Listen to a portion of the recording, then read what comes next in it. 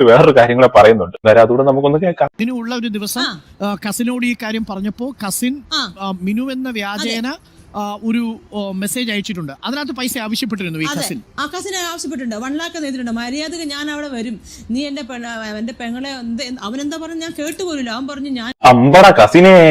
എന്തായാലും കസിൻ കൊള്ളാൻ കേട്ടോ. സ്വന്തം പെങ്ങളെ പീഡിപ്പിച്ചവനോട് 1 ലക്ഷം രൂപ ആവശ്യപ്പെടുന്ന കസിൻ. എന്തായാലും ആ കസിനെ നമ്മൾ വേറൊരു പേരിട്ടാണ് വിളിക്കാറ്. അത് നിങ്ങൾ എന്തായാലും കമന്റ് ചെയ്താൽ മതി. അതും ചേച്ചി പറഞ്ഞത് വെച്ച് കസിൻ ആ മുകേഷിനെ വിളിക്കുന്നു, അമ്പട മുകേഷ് എന്നൊക്കെ പറഞ്ഞ് കുറെ തെറിയൊക്കെ വിളിക്കുന്നു.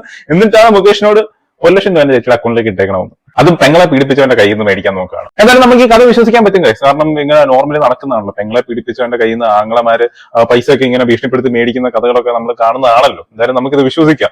ഈ ഒരു കഥയെക്കുറിച്ചാണ് മുകേഷ് ഇനി ഫേസ്ബുക്ക് എഴുതിയിട്ടെന്ന് എനിക്ക് അറിഞ്ഞൂടാ. കാരണം അതിലുള്ള കാര്യങ്ങളൊക്കെ സത്യമാണെന്ന് ഈ ചേച്ചി പറഞ്ഞ കുറച്ച് കാര്യങ്ങൾ കേൾക്കുമ്പോൾ നമുക്ക് തോന്നിപ്പോവാണ്. പിന്നെ വേറെ ഡിസ്റ്റൻസ് എന്ന് വെച്ച് കഴിഞ്ഞാൽ ഈ കസിൻ ഉള്ളതാണോ എന്ന് നമുക്കറിയത്തില്ല കേട്ടോ. ചേച്ചി പറയുന്ന ഒരു കഥയിലെ ഒരു കസിൻ. എന്തായാലും കസിൻ കൊള്ളാം, നല്ല കസിനാണ്.